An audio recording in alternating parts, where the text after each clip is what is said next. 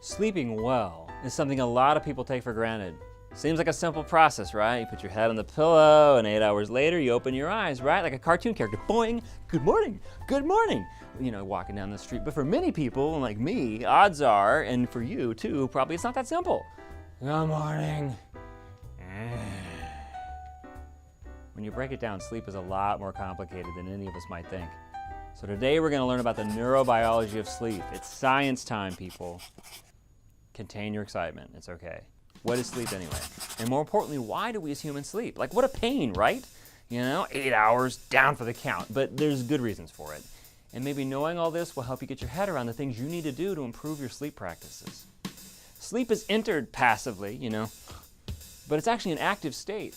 Although the brain and body function differently when you're asleep compared to when you're awake, they remain active.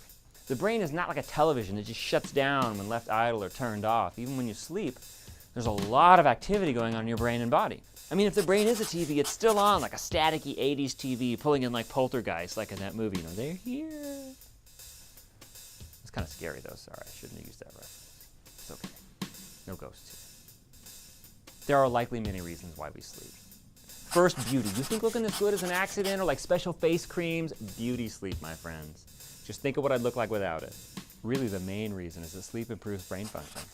Think of sleep as being of the brain, by the brain, and for the brain. Aha, see, Gettysburg Address reference, nice. See, brain function made that happen, people. We're pretty smart up in here. You notice that your mind doesn't seem to function very well when you don't sleep? Even things that seem simple, like focusing on this video, can become difficult without adequate sleep. Hey, I'm interested, but they just said that it was okay, they weren't paying attention. You know, I'm trying really... You know, I don't appreciate it when... Okay, all right. Maybe we'll edit that. Okay, all right, where was I? Sleep. Sleep helps the brain with all of its functions, like attention,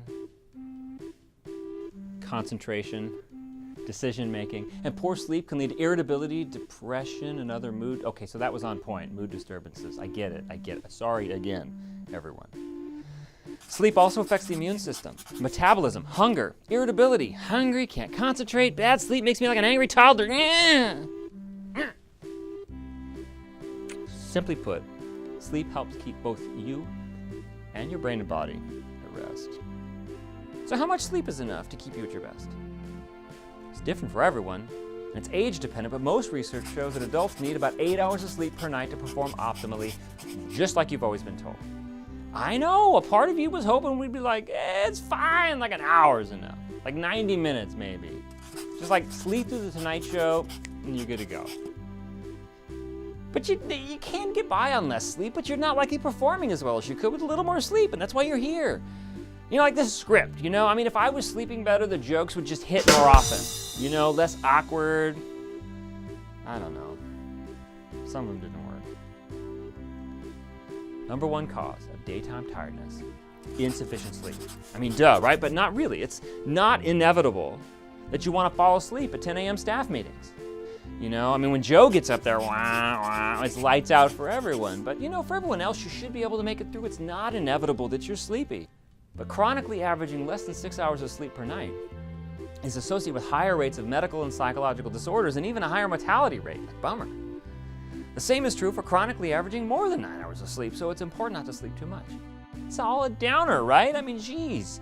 It's like those Oscar movies that come around Christmas, you know, like super depressing awards bait, and when you go to the movies at the holidays, it's all, outside the snow is falling and friends are calling you, and it's all like death and drama and family death and family drama. I mean, who would see these movies? Well, that's us here today. You're welcome. But we're gonna lighten the mood with science. Time to focus on exactly how we sleep. When asleep, the brain cycles in and out of several different stages. These can be divided into rapid eye movement sleep, or REM, REM, and non-REM sleep. During REM sleep, dreaming occurs, and the brain is very active, similar to when you're awake. Non-REM sleep consists of both light and deep sleep. The brain cycles through all of these stages several times per night, and arousals or awakenings may occur during stage transitions. For this reason, it's not abnormal to wake 2 to 3 times a night. Often these awakenings are so brief and these stage transitions, they're not recalled the next day. Stage transitions, I keep thinking of like a rock concert like roadies pushing you into REM sleep. And now I keep thinking of that band, you know, REM, like the 80s, it's the end of the world as we know it. Okay, all right, moving on. Oh, okay, all right, there's a graph coming. Math, just relax, it's all right. Sleep is a little more complicated than it seems. And this graph is gonna make it easier, I hope. So the processes that drive sleep are complicated. Have you ever noticed it's easier to fall asleep at certain times during the day or evening, like right after lunch, especially if you have the big fries, right? You know, maybe the rings, super size, spicy ketchup. Or late at night? It's not a coincidence. There are two major factors at play that control when you sleep. First, sleep homeostasis or sleep drive. The first way your brain controls sleep is by measuring how long you've been awake. Now think of it this way, your sleep juice builds up during the day. And the longer you've been awake, the more you're, well, juicing. The same sleep drive or sleep juice decreases or burns away during the time you're asleep. The longer you've been awake, the sleepier you feel. This sleep juice is a compound called adenosine, and it's built up in the brain, makes you sleepy. But can we just call it adenosine from now on, teleprompter guy? Because like, I don't know how much longer I can say like sleep juice without giggling. Caffeine, which combats sleepiness, binds to the same receptors in your brain that adenosine binds to. Like, move along, pal, we're binding here, you know, except when, you know, caffeine binds to a neuron or a brain cell, the activity of the neuron accelerates instead of slowing down. This ultimately leads to a release of adrenaline, our fight or flight hormone. This is why a cup of coffee gives you a boost. Combat your sleep drive by blocking your sleep juice, by blocking your adenosine. I told you I couldn't do that. When we sleep, that adenosine that builds up is reduced. This is true anytime we sleep, including napping. And that's why napping should generally be avoided. Even when Joe is like, wow, at the meeting after lunch with like the supersized fries, because it results in reducing our sleep drive. If daytime sleepiness becomes overwhelming and you must take a nap, you should limit nap time to a single nap of less than 20 minutes and no later than 3 p.m. So make sure you're only, napping at work and school, I guess. But hey, it's biology. In order to give your brain enough time to build your sleep drive back up before bedtime. A long nap or a nap in the late afternoon or evening will leave very little adenosine left in the tank. Like you'll be coasting on fumes on an interstate road trip. Like you should have got gas back at Waxahachie, we're gonna stall. No, it's fine, I can make it, we can make it. You can't make it. The second major factor controlling when you sleep is your circadian rhythm or biological clock. It's not the same biological clock they talk about in the TV shows for wanting babies. This brain has a built-in clock that can tell time independently of external cues. Like my roommate Phil in college, true story, no alarm. He would just get up at the right time, whatever it was. It was like crazy magic, totally bugged me. So they've done experiments. If you put someone in a dark room or a cave, wait, they actually put people in a cave? Like in a university lab. Like where'd they get the cave? Can you order like a pop-up cave, like an inflatable from Sears? You know, like angry hibernating bear, like as an optional upgrade? My gracious, I probably shouldn't say that, copyright violation. Anyway, they put someone in the dark room for a couple days with no light, no entertainment, no indicators of time, and the person still falls asleep and wakes up on a similar 24-hour cycle to their normal one. Your biological clock has highs and lows that tell you when to be awake and when to be asleep. It tells you to sleep at night and be awake during the day, even without exposure to daylight. It even has a dip in early afternoon, fries, Joe or not. Ever pulled an all-nighter? If so, you know it's hardest to stay awake in the middle of the night and early morning. Become mid-morning, you get a boost of energy or second wind just in time for the final exam. Thankfully. It wouldn't make sense if your sleep drive was the only factor regulating your sleepiness, because you just get sleepier and sleepier, but your biological clock tells you to be awake in the morning. It makes the second one possible. Until Joe gets up in the staff meeting. Checkmate, biological clock. Checkmate. Let's put together these two processes that tell us when to sleep. Sleep drive and the biological clock. Like a peanut butter cup of delicious science, but in graphical mathematical form. Good sleep means these two processes gotta line up.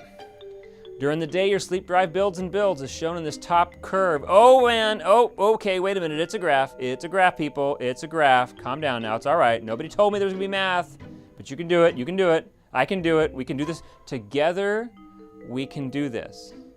Okay, so in the top curve, your biological clock urges you to be awake, especially in the evening, before bedtime, to combat the high sleep drive. Then at bedtime, when sleep drive is the highest, your biological clock signals you to go to sleep, boom! While you're asleep, your sleep drive decreases, but you're able to stay asleep because your biological clock continues to urge you to stay asleep like a dance. In the morning, your sleep drive is low if you slept enough, and the biological clock signals you to be awake. So in the morning, both processes are in line for you to be awake. And this repeats every day, roughly every 24 hours. You can imagine, though, that if these processes are out of sync or not lined up, that will lead to tiredness during the day and inability to sleep at night. Along these same lines, your sleep zone, or when you sleep, is very important. For the average person working during the day, sleeping about 8 hours during the night with a bedtime around 10 p.m. and a wake time around 6 is ideal. This schedule is based on the circadian rhythm, or biological clock, and capitalizes upon the fact that humans are most productive in the morning and sleep best during the night when it is dark outside. Some people will do just as well with a slightly earlier or later schedule, but it should not be drastically different. For instance, staying up really late and sleeping in really late will not leave you as rested as a basic 10 p.m. to 6 a.m. sleep schedule, even if you get the same amount of sleep. So optimize your sleep timings and you will likely have more energy and perform better mentally and physically while awake, and that just sucks. Am I right? Like the good TV is on late, or basketball. I mean, I like staying up late. You like staying up late. It's cooler. I mean, I guess we're just like troublemaking 10-year-olds at heart, right? The video's like, go to bed at 10, and we're like, you're not the boss of me. I'm gonna stay up late reading comic books under the covers like a stone cold rebel, yo. Yeah, I get it, I'm with you, but seriously, there is no one we're rebelling against anymore. You're just rebelling against the tired and cranky adult you turn into 3 the next day. Like, take that tomorrow, me, I win. I win. You lose, I win. We gotta give it up, people, we're all losing here. It's still just us. Just a few things left in this science. You know that sleep drive and biological clock are the most direct mechanisms that facilitate sleep. However, these processes are influenced by your thoughts, feelings, physical activity, behaviors. So first, thoughts. Stress, anxiety, depression, pain, worrying in bed, all can keep you awake when you want to sleep or make your sleep not as refreshing. Positive thoughts and emotions can keep you awake. For example, when you think about something that's interesting or exciting to you, like this video, this promotes wakefulness. Intense emotional states, pleasant or not, make it more difficult to fall and stay asleep. And not being able to sleep often leads to more worrying and frustration. It leads to sleep loss. It's this vicious cycle. Second is physical activity. A lot of physical activity right before bedtime can make it difficult to sleep, but activity earlier in the day can make it easier to fall asleep. Not enough activity, like spending too much time in bed, can also make it difficult to sleep. Physical pain and medical problems, too, may also make it hard to fall and stay asleep.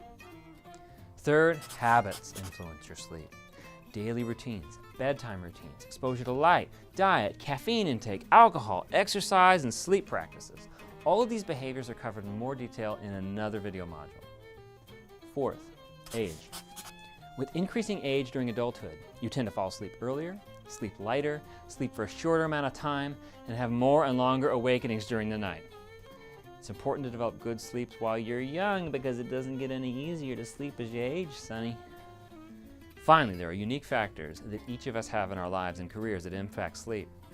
Being in the military, for instance, introduces many factors that influence sleep, like irregular and long work hours, shift work, sleeping at odd times, jet lag, uncomfortable and unfamiliar sleeping environments, sleeping with non-family members around, insufficient sleep, stress and worry from being separated from family and friends, concerns about the safety and the safety of others, and many other factors. Any or all of these factors can impact sleep directly or indirectly, and every career field has unique stressors, like appearing in this video. You know, these shoots go into like the late afternoon, you know, like 3, 4. I'm gonna tell you, I mean, surrounded by blue light, it's kind of hot, like everywhere. Like, how am I supposed to sleep with that kind of stress? I wake up in the middle of the night just thinking of sleep jokes. Kind of explains some things. You're now familiar with the major factors that control your sleep, as well as some of the mental, physical, and behavioral influences on sleep. Important to also grasp is the relationship between sleep and energy.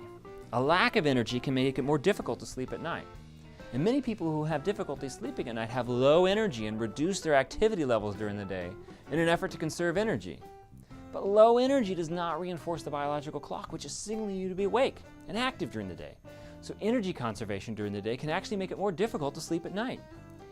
Even if you feel like your energy is low, be active. Take part in things you enjoy to boost your daytime energy and improve your sleep at night. So get out there and play basketball if that's your thing. Go ahead. Feel free to totally stink up the court with your sad, tired, sleepy skills. It will help you sleep better at night. I mean, you can always play me if it helps. I'm terrible. You'll still beat me. To sum up, sleep is not a simple thing. Sometimes things don't go right. Sometimes they keep on not going right. Insomnia is difficulty falling or staying asleep, or it's non-restful sleep despite adequate time in bed to achieve sleep. Insomnia can be acute or chronic. Anyone can have it, but it usually takes a stressful, precipitating event to trigger insomnia. Insomnia can disrupt the mechanisms you have in place to control sleep, such as your biological clock. And many things can then perpetuate it to make it a chronic problem. Some perpetuating factors include poor sleep habits, stress, worries, depression, harmful thoughts and beliefs about sleep, medical problems, pain, medications. And now you know how it can become a vicious cycle. It's important to keep in mind that sleep deprivation and insomnia are not the same thing. Sleep deprivation is not allowing enough time in bed to obtain adequate sleep. Someone who's sleep deprived can typically fall asleep really quickly if I'm like, here, bed, boom, which is the opposite of somebody with insomnia who's, spending enough or too much time in bed but cannot fall or stay asleep. Insomnia can be combated by learning how to sleep better through behavioral methods that you'll learn throughout these modules. Medications can help with acute insomnia, but they're not superior to behavioral methods that teach you about sleep and how to sleep better. As much as we want it, there is not a magic pill. For chronic insomnia, which is insomnia lasting more than 3 months, behavioral techniques are superior to medications. You can develop a tolerance or even a dependence on hypnotic sleep medications, and this may make it all worse. The best way to beat insomnia is to pay attention during these modules so that you can learn about your sleep and how to sleep better. I know, we should have told you that like 5 minutes ago, right? Like before the graph, when you were like, graph, whoa, whoa, whoa. But it's okay, you were most likely listening. So what's important is to take what you've learned in these modules and put it to work in your own life. Good sleep can be taught, and the goal is to equip you with the tools you need to sleep well on a consistent basis for many years to come. Thank you.